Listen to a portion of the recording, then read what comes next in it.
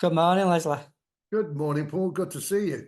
Yeah, and you, yes. So, Leslie Cavendish You're wearing was, pink and I'm wearing turquoise. How nice. yeah, yeah, both colourful, aren't we? Yeah. So Leslie was the Beatles hairdresser, weren't you?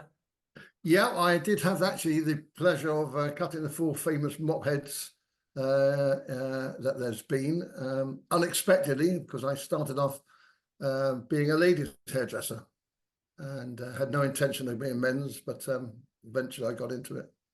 You worked at Vidal Sassoon in the 60s, didn't you?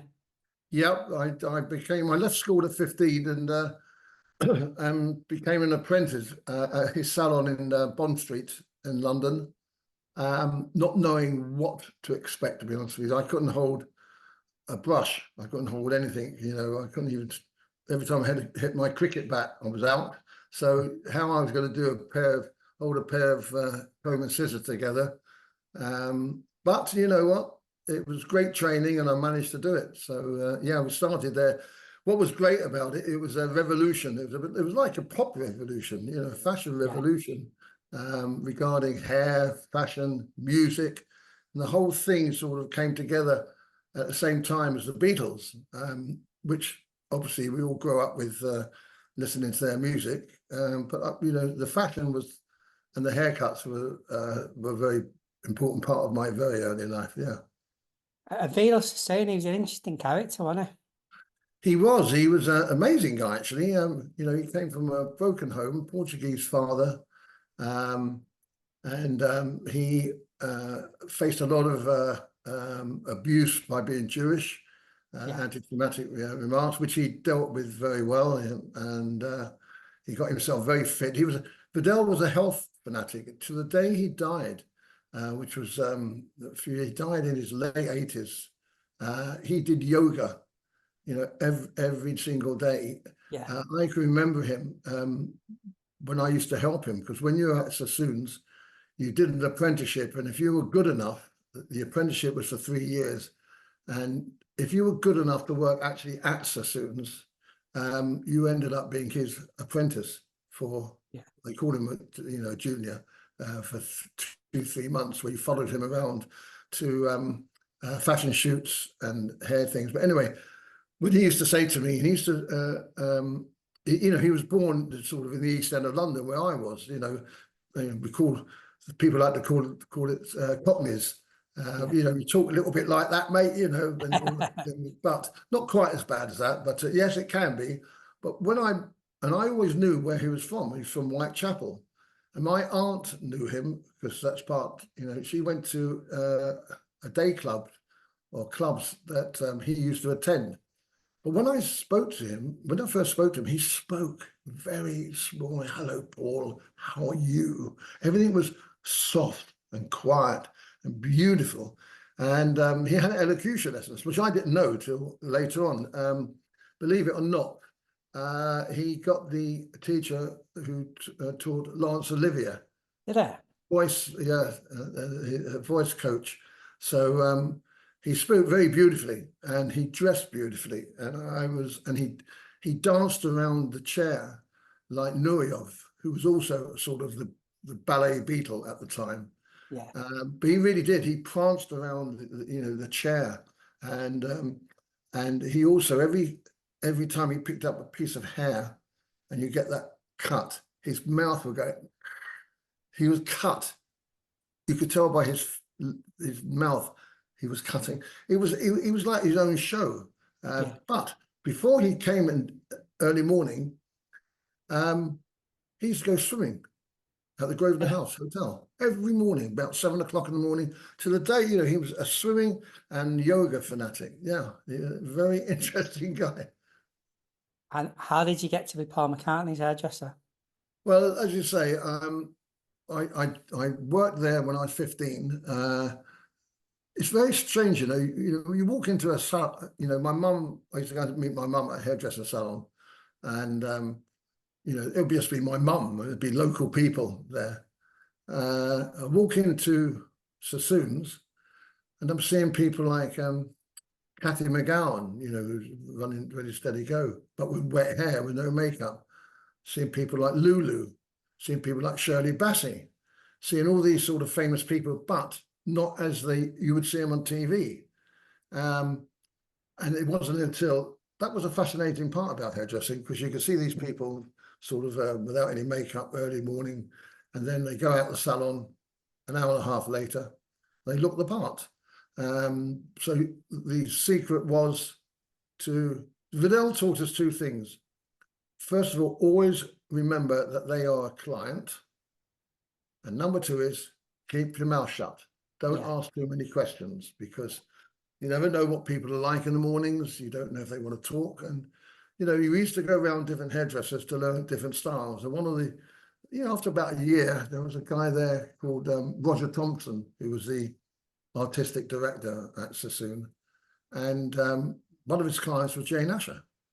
Now, obviously, when you go and wash her hair, and she was very nice, she a lot of the people there never came in as like, I'm who I am, so they came in as a client. You got the few odd ones that clicked your fingers, won't mention any names, but that's not the nicest thing to do. But the majority of them are actually very down to earth, natural. So obviously, when I'm washing Jane Asher's hair, we all know that she's going out with Paul McCartney, but you never sort of say, hello, Jane, hello, how's Paul? You keep quiet. If she wanted to talk about it, which she never did, then that's fine. And so I used to wash her hair and I used to blow dry it. It used to take me about 30 minutes. And then I would pass it over to the stylist. Well, then I'd go over, and this particular case was Roger. I said, Miss Asher's ready, or Jane's ready. She didn't mind you calling her Jane. He would sort of finish his client, come over, he would fiddle around with her hair and do a little snip. And then he'll show her the back mirror and she'll say, thank you, Roger. Okay, so that's what a junior does. He does all the hard work and the guy does the finishing touches to it. When I became a stylist, Jane, a lot of clients used to come in what they used to call for a comb out, which meant just a wash and a blow dry. Okay, so you didn't really have to have an appointment. Maybe they got an interview to do quickly, which was unexpected, or whatever reason it may be. So they used to come in, and Jane Asher came in to the salon and said to the receptionist, hi, said, can Roger possibly do my hair? I've got something to do. And they came down and Roger was busy. So she said, oh, never mind. What about Leslie? He knows how to do my hair. It's only to wash it. And so by this time, I said, yes, fine. That's how I first met her. So I got someone to wash it. And by this time, I'm the one that sort of trimmed her hair a little bit. All very natural, never spoke about anything. Actually, we did speak about what work she was doing. She's a Shakespearean actress. And just talk about, she used to say she's filming, which is fine, filming with Michael Caine she was filming. That was the first time I did her hair. On the third occasion, so she's come in once before, Roger again couldn't do it. She came in on the third time, and the receptionist came to me and said, Leslie, Jane is really not very happy with Roger because she's now been in the salon 3 times and he hasn't got time to do it. Can you do it? Yeah, I've done it before, I'll do it again.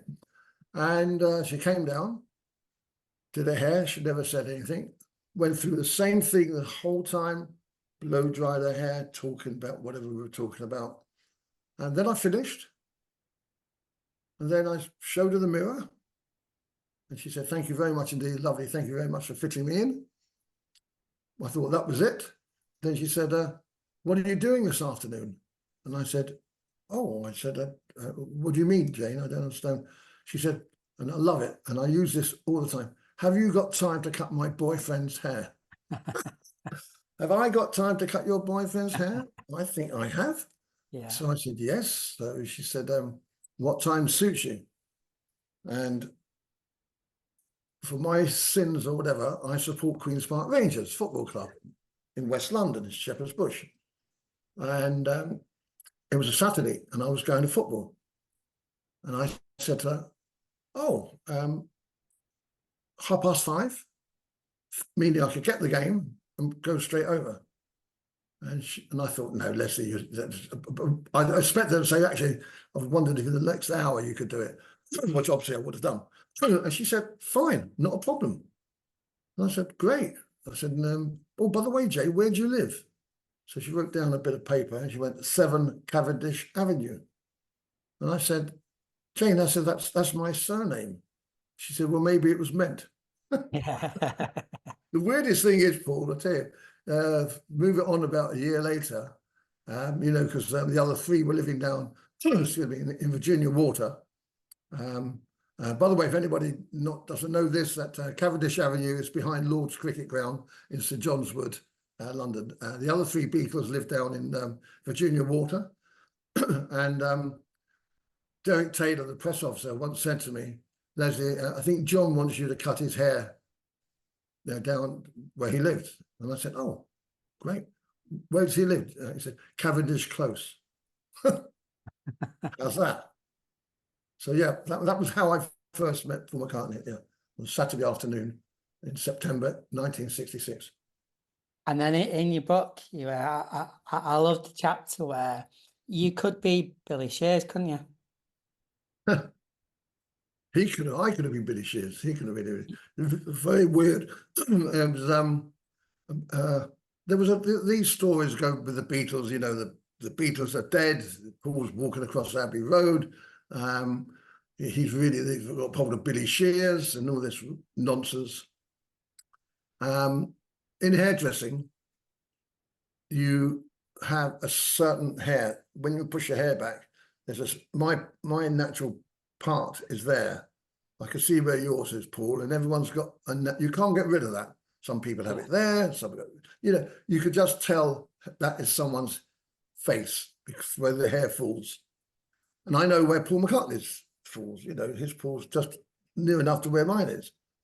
I've always known that's not a big deal. It's just when you do hair, if you're going to cut, it's an important thing to know that you don't go against the grain. So if it goes that side, you don't cut to go that side. So it's just basic what you learn in hairdressing.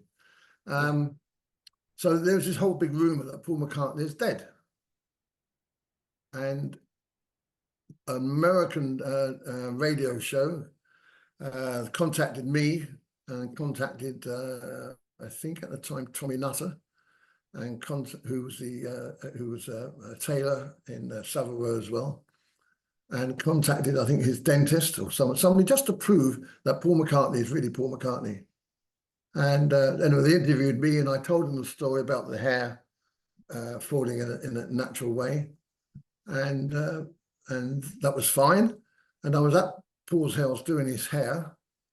I always used to do McCartney's hair in the bathroom, over a sink with a little tiny mirror. You know, this was somebody, you know, this was not, never did his hair at the salon. I was always at his house.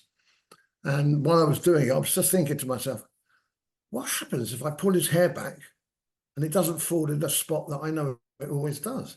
Maybe it is a certain impersonator. Who is he? And as I did it, the hair just fell back, you know, naturally. And I just looked at him and I said, oh, Paul, I've got something. You know, he also knew about these rumors as well, by the way. And I said, Paul, I thought I'd just tell you something. He said, what's that, Leslie? I said, you're not dead. He went, great. I always knew that. Yeah, so it was a crazy story. And so actually somebody very recently, in the last 3 months, sent me the actual interview. I've actually got it on. If you go to my Facebook page, actually, it's actually on there. And it's quite interesting for me to listen to it. So it was done in 66. Yeah. It's a long time ago, but yep. And it's still, people are still talking about it, believe it or not. Some of your Facebook pictures are so cool. It's like when I was reading the book, it felt like all the big and cool things in the 60s. You were there in the middle of it. Like you worked at the Apple for a while, didn't you? Yeah. What happened was when Apple started going, obviously it started off as Apple Records, and then they went into things like Apple Films, run by a guy called Dennis O'Dell, lovely guy, Irish guy, really nice guy. And then there was Apple Electronics, which was a load of rubbish with Magic Alex, conning them out of hundreds of thousands of pounds. and there was Apple Tailoring. And Apple Tailoring was an idea that they could divert, or Apple extras were diverse their money. Big mistake, because, you know, like everything else, you should concentrate on what you're good at, which was music. But they opened a shop up in Baker Street, where they engaged somebody called a Dutch group called The Fool, who were fantastic designers, but Paul. The Fool. Oh, the Fool, yeah. The Fool, yeah. And they used to spend money on the most expensive silks and things, and it was never going to work. But the Beatles backed them. At the same time, about 6 months later, there's a shop in the King's Road called Dandy Fashions. And Dandy Fashions was run by a guy called John Crittall. And John was a very, very talented tailor, and he used a lot of velvet. So all the velvet jackets you see of Brian Jones, of Stones, Jimi Hendrix, all Jimi Hendrix stuff was all, you know, a lot of it was done there. And George Harrison. And he became friendly with George. And while they were thinking of expanding, they thought they would buy Dandy Fashions. So the approach was to John Crittall that they would like to buy Dandy Fashions and call it Apple Tailoring. And at the same time, I was asked if I would like to have the basement of the shop to have a hairdressing salon, which one again would say, yes, please. That sounds very nice. So the Beatles backed the salon of mine, or backed the shop. And it didn't last long. It lasted over a year, but it was an incredible place. I mean, what happened there, and the people who came down and the stories that were told there. I mean, part of the deal, believe it or not, Paul, that we had a psychedelic Bentley Continental for our use. Yeah. You know, it was part of the company car. Yeah. So we used to have that. You know, we used to drive down the King's Road, and John Crittall wasn't the nicest of guys, to be honest with you. He was a fantastic designer, but, you know, I don't know if you know this, but do you know who his daughter is? I think in the book you said a ballet dancer. Yes, she's a famous ballet dancer, Darcy Bussell. Yeah. Right, really prima ballerina, and the one that was on Strictly Come Dancing judge. You know, she's brilliant. Well, that was his daughter, and he had a lovely, and her mother was lovely. She was like Stevie Nicks. You know, she used to come down, blonde hair, lovely. And Crittall was horrible to them. You know, he left them after about 2 years, and she never ever spoke to him until when John was dying, and they went to live back in Australia, because that's where he was born. He went to the Royal Opera House where she was dancing, knocked on the door with a great big bunch of flowers, knowing she was in there, and said to somebody, could you tell Miss Bussell that her father is at the stage door? And the message came back and said, sorry, she's gone home. She's going home. So that's the situation, what he was like. Quite sad, really, that should have happened. But as a designer, one of the best, yeah. And you were in the recording studios, weren't you, with the Beatles for some Yeah. What I wanted to do, Paul, you get an opportunity to cut the Beatles' hair, right? And you get the opportunity to go and cut one of the hairs by Paul McCartney at his home. Never at the salon. In fact, I didn't cut. The only person I cut at the salon was George Harrison. But to go around to Paul McCartney's home, and a lot of them was to do with the timing of things.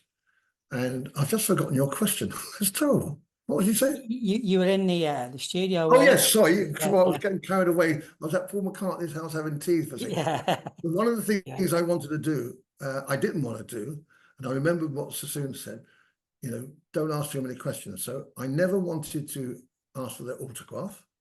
Yeah. I never wanted to take any of their hair. Yeah. I used to get a lot of offers. You know, there used to be fest people outside Paul's house. Can you tell me, Leslie, what's going on? Are they recording?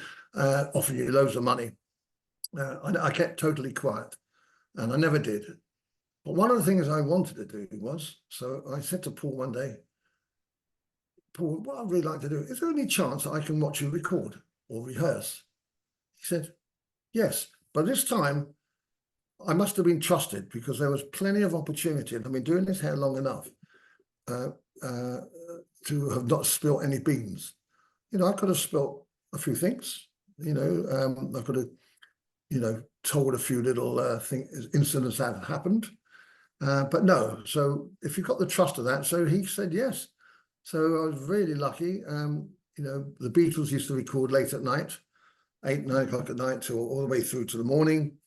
And first time I saw the record was or rehearse was at Abbey Road, but it wasn't called Abbey Road, it was called EMI Studios.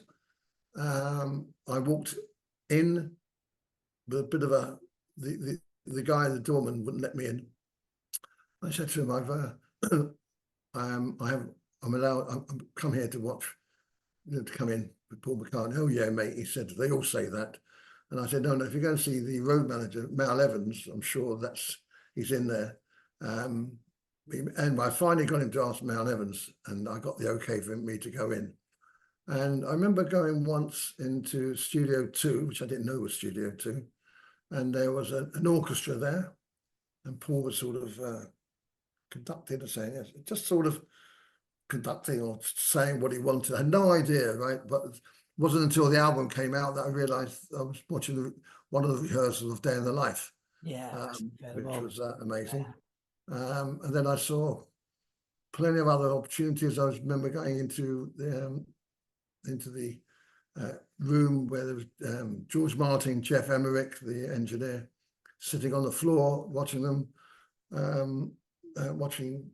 sort of banter to one another, you know. Really interesting, really interesting, you know, then bouncing off one another. That was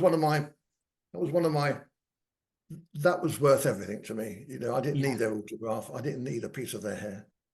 And the other time was a place that they kept very quiet at EMI, because I'm not sure contractually they were allowed to do it, but they went to another studio called Trident Studios, which is in Soho, just a place called St. Anne's Court, very small little studio. But the benefit of that was that they had an 8-track board that they could do, whereas at EMI, they only had 4-track. And I probably spent more time there than I did at EMI there. Yeah, it was wonderful. I mean, it was great. Again, the press were outside, and as you come out, tell us what's going on. You know, get a few bob. You know, nothing's going on.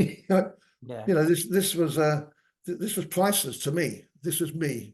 That was how I wanted to be remembered. I never thought at the time, but it was a privilege. It was a privilege to go and see all this. And you had before Sergeant Pepper, you cut Paul McCartney's hair short, didn't you? Because he wanted to. Well, that was a long story. Yeah, that long story literally cut short. So I'll cut it short. Again, at Paul's house, Jane is. So don't forget, this is all to do with timing. But this was the Candlestick Park concert was at the end of August in '66.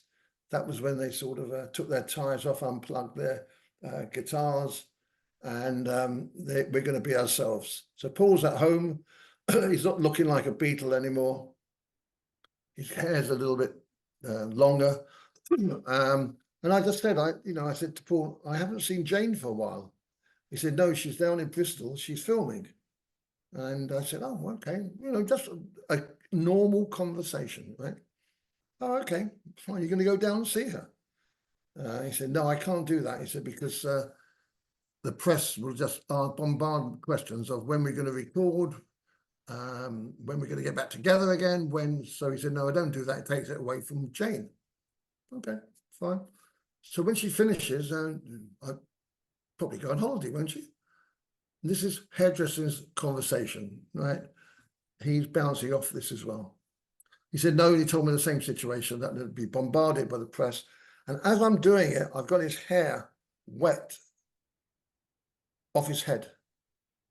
And I just looked at him in the mirror and I just said, what a shame. I said, why don't you go in disguise? And he said to me, what do you mean? I didn't know what I meant, okay? But he was unshaven. So he had a sort of a rough, growth of a moustache, not a proper moustache, but a growth of a moustache. He was a little bit unshaven. And I said, oh, why don't I cut all your hair off? Said it's a joke. Yeah. And he said, go on then, do it. And I said, are you serious? I said, yeah, do it, just do it. So I did it. His hair was pretty long. And if you're a hairdresser, Paul, if you ever decide to go into that trade late, if somebody who's got long hair and want to go to short, don't ever start from the front because people will freak out, right? Start from the back gradually, and then when you see the ears, they know that the hair is being cut short, okay? So it's a gradual death of hair. And finally, I cut his hair. It's about that much. I looked at it. He looked nothing like a Beatle. My only fear, famous haircut, wasn't it, in the country?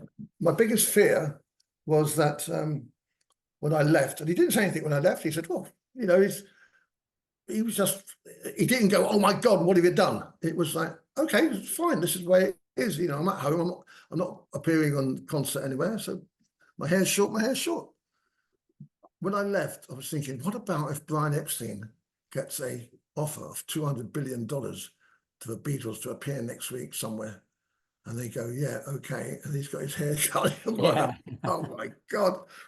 Anyway, 5 weeks later, in the Daily Express, there's a great big article.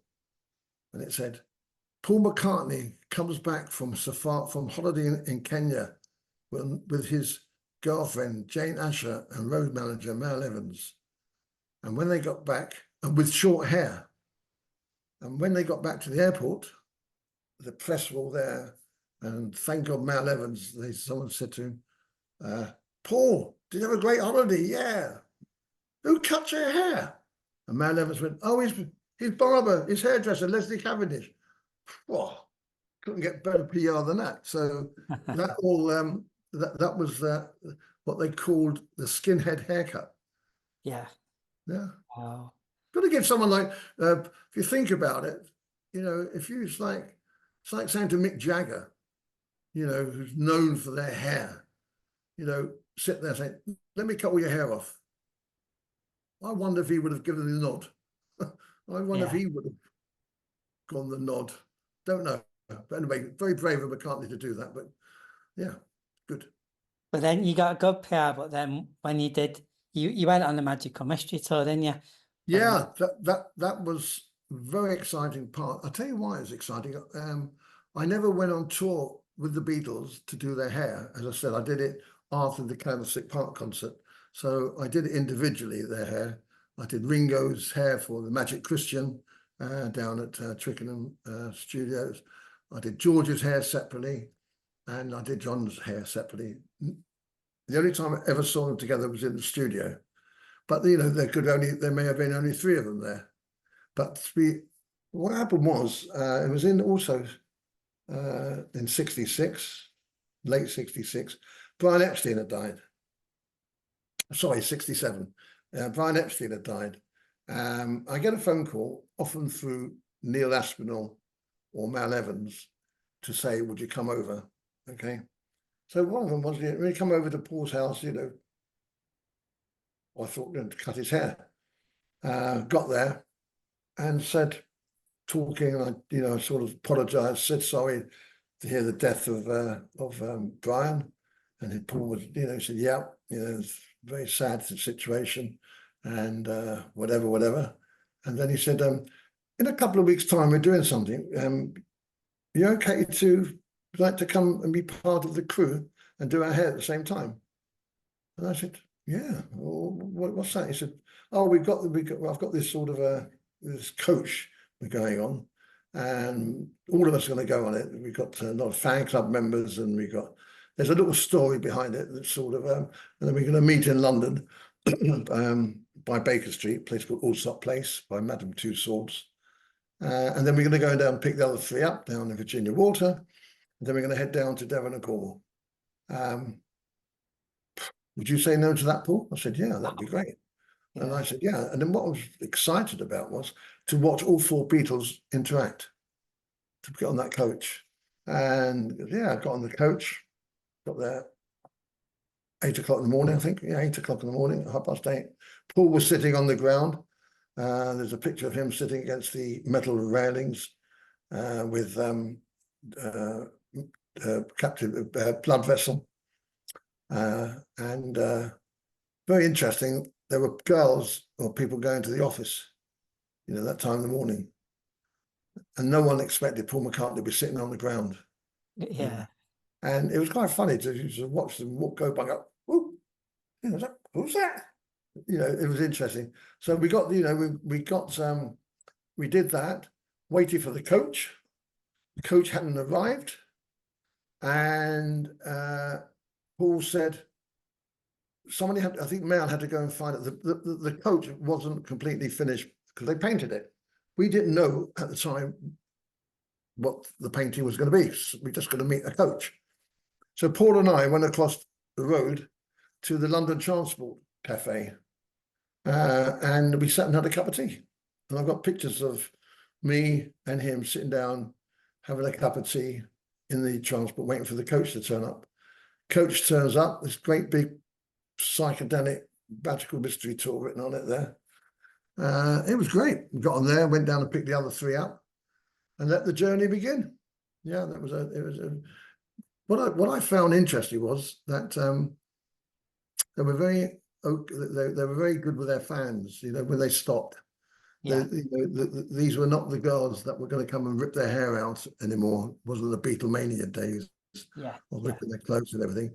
And they, yeah, you know, I do know who they were. People knew who they were, but they were very willing to give their autographs, and a few odd pictures being taken. Yeah, it was an interesting. And what was good is also the banter between all of them. You know, if you've seen the film, most of it revolves around Ringo and Aunt Jess in the beginning, all shouting and screaming. But yeah, that was a lovely invitation to go on. And you had at the Apple, you had the Hells Angels stay at your apartment, didn't you? Yeah, I could blame my girlfriend at the time was a lady called Chris O'Dell. If anyone doesn't know who she is, she's sitting on the roof, two people next to Yoko on the roof on the Let It Be concert, Get Back concert. Yeah, she was a girlfriend of mine, and she got a job at Apple in Savile Row, and she started just doing medias, nothing really. Ended up being George Harrison's PA. She was very good at her job. She was good at her job. And it was at Christmas time that George Harrison, in a very druggy moment when he went to Haight-Ashbury, was walking around there, bumped into the Hells Angels, or met the Hells Angels. And like every person on holiday, when you meet people, I go, oh, hi, if you're coming to London one day, come by and say hello, you know. Well, they literally took that on board. And these are the same Hells Angels about 2 months before were involved in the murder at the Altman concert where the Stones was there. Yeah. So a nice bunch of people, okay? They all turn up at the airport where Apple had to pay for motorbikes and an entourage of 12, right? And they obviously told somebody at Apple that the Hells Angels were on their way there. George Harrison quickly writes a memo to say that the Hells Angels are on their way, believe it or not, on their way to London. And from there, they're going to Czechoslovakia to sort out the revolution there, right? And please look after them, give them what they want, but tell them I'm not around, right? Right? He didn't want to know, right? So they all turn up. They turn up there. They cause a problem. They turned up on a Christmas. They came there. It was Christmas Eve. There was when you used to go into Apple. They used to put patchouli oil, which was quite a very 60s thing. You know, this smell. But once you put it on your skin or it's in the air, you can smell it anywhere. And you used to walk into Apple, this smell of patchouli oil. And they were getting drunk, and Chris was telling me, oh, you know, they're causing the problem. I think one of them even gave John Lennon a right hook at Christmas time. I don't know the story, but it supposedly did happen. Fine, no problem. My shop is in the King's Road now, which is 2 minutes from where my apartment was. Chris lives with me there. I finish work. I see 2 Harley Davidsons parked outside I had a ground floor flat. I see 2 Harley Davidsons parked, chained up against the lamppost. I thought, oh my God. My window was open. There was smoke coming out, right? It was like they were electing a pope. You know, the pope was going to be elected. With all this dope smell coming out, I thought, oh my Christ, I'm going to get busted here. This is great. So I go into my flat, I think, walk in, and there is 2 Hells Angels, Pistol Pete, right, who's the leader of the chapter of the Hells Angels in San Francisco. There was Bob Weir of the Grateful Dead. I didn't know that. And there was a couple of girls, and there was a guy called Ken Kesey, who wrote the script of Once Flew Over the Cuckoo's Nest. I don't know these people, right? I just see them sitting on my cushions. I'm thinking, oh my God, you know, I walk in and I thought, oh, what's going to happen? There's Chris. Hi, Leslie. Hey, everybody. This is Leslie. You know, it's fine. One of the guys said, hey, man. I said, have you had a good day today? He said, yeah, we've taken loads of acid. And Chris has just been, Chris and I just went around the whole of London on the back of the bike there. Oh, I said to Chris, what, on acid? He said, yeah, it was great. He said to me, do you like motorbikes? I said, yeah, they're fine. He said, would you like to come on a ride with one? I mean, not today, I think, not today. I'm petrified of actually. The idea of me being a pillion on one was not the idea. Anyway, and then I thought, well, how do I was coming for work? How do I change? What do I do? And suddenly they just said, oh man, you cut the Beatles' hair, don't you? Suddenly I was part of the crew. Yeah, so we had a nice chat there. And a very funny story happened there. This guy was really long blonde hair. Just talking, I said to him, hi, I said, you're over here with the guy? Yeah, we're friends with the guys there. I said, great. I said, what do you do? He said, oh, I'm a musician. I said, oh, okay. I said, anybody that, do you play in a band? He said, yeah, I play in a band. I said, oh, who are they? He said, the Dead.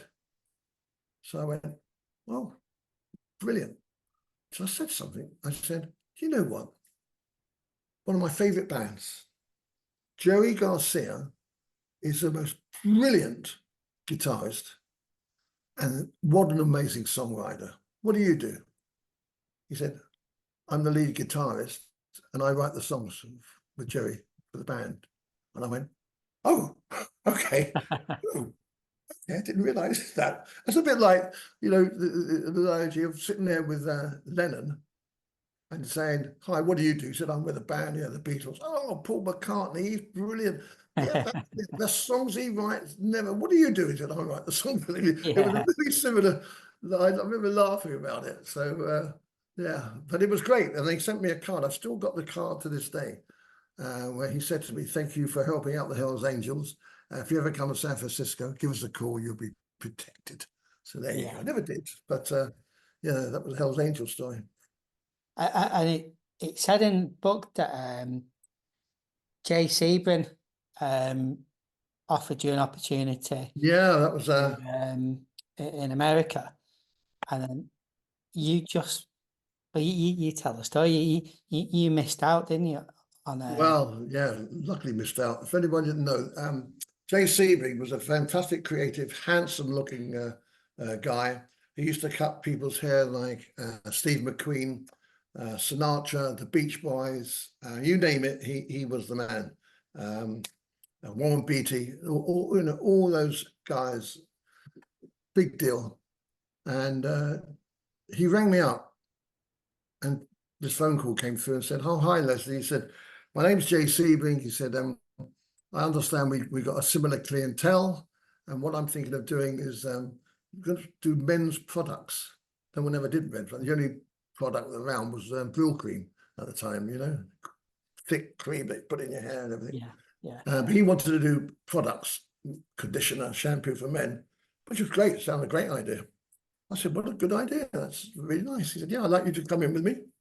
He said, "What are you doing in the next week?" And I said, "Well, actually, I'm a bit busy," which I was. And he said, "Look, come over to LA, come and stay at our place, and we'll sort everything out then." And I said, "Yeah, that sounds really, really good." And okay, so at the same time, about 3 weeks later, Sharon Tate, who I washed her hair in the very early days in Bond Street, a very beautiful looking woman, married to Roman Polanski. She also used to be Jay's girlfriend before she met Roman. And Roman Polanski was off making a film in Europe. So they had this place in LA, which he rented from Doris Day's son, called Terry Melcher. And they were there. So there was Jay, there was Barbara. By this time, she's 8.5 months pregnant. Okay. And Charles Manson, so I understand, had been bothering. Terry Melcher was a record producer, and he had been bothering him about wanted him to produce a record for him. And obviously he didn't. So he sort of disappeared for a bit. And this whole Manson thing, okay. 3 weeks later, I read in the paper that Sharon Tate and her hairdresser, Jay Sebring, have been cut to pieces by the Manson gang and 2 other people that were there. And I was thinking, oh my God, I could have been there. Yeah. That's about the same time as me. Yeah. And yeah, as Bob Dylan said, a simple twist of fate. You know, that was very frightening. I tell you where I got freaked out. Have you seen the film Once Upon a Time in Hollywood? Yeah. Brilliant. Yeah. I didn't know I what that loved was. it. Yeah. Yeah, I did not know what that was about, except about the stuntman. You know, it's a really great film, everybody, if you've never seen it. Yeah. But right at the end, they move in next to Sharon Tate and Jay Sebring. And as it came up, because I think Brad Pitt or Leonardo, they talked to him over the wall into the garden. Yeah. And as it's happening, I'm thinking, oh my God, he's talking to Sharon Tate. I know what then's going to happen. Sharon Tate and Jay Sebring. And I had a shiver go down my spine. Yeah. You know, because that I could have been the third person. Yeah. Scary. Yeah, that was one of those situations. Yeah. Terrible thing to happen. Absolutely. Oof. Anyway. So we're getting there, the hour point now. So thanks so much for doing this with me, Leslie. Where can you buy your book? Yeah, well, thank you, Paul. It's been great. This is what you call a conversation. It's lovely. Yeah. You can buy my book, just happens to have one right here, The Cutting Edge, from a website called www.beatlesbooks.com. Yeah. And it's run by a lovely guy, you may know him, Paul, and it's also worth interviewing, a guy called David Bedford. Yeah. And, David has got this website where a lot of Beatle authors have their books. He promotes them and he organizes it all. So it's www.beatlesbookstore.com. Anybody wants to contact me personally on my Facebook page, please do. There's lots of stories. Page? Sorry? Well, I'll put the links in the description, but just for anyone watching, what's your Facebook page? Is it just Leslie Cavendish? Yes. Yeah, just Leslie Cavendish, and it'll get through, and I'll just send me a friend request or ask me something on Messenger. Very happy to do that. Little stories there, you know. The reason I wrote the book, because as I told you before, there's lots of stories that I didn't tell because Yeah. I didn't want to tell. But 50 years plus later, I've had so many stories that I just wrote them all down, and lucky enough, the book's been successful. There's Yeah, nothing it's brilliant. sensational in it. It's just, one of those twists of fate. Very lucky to end up doing most famous heads in the music business. So lovely. But yeah, you can get it there, Paul. So thanks so much. I'll just stop recording now.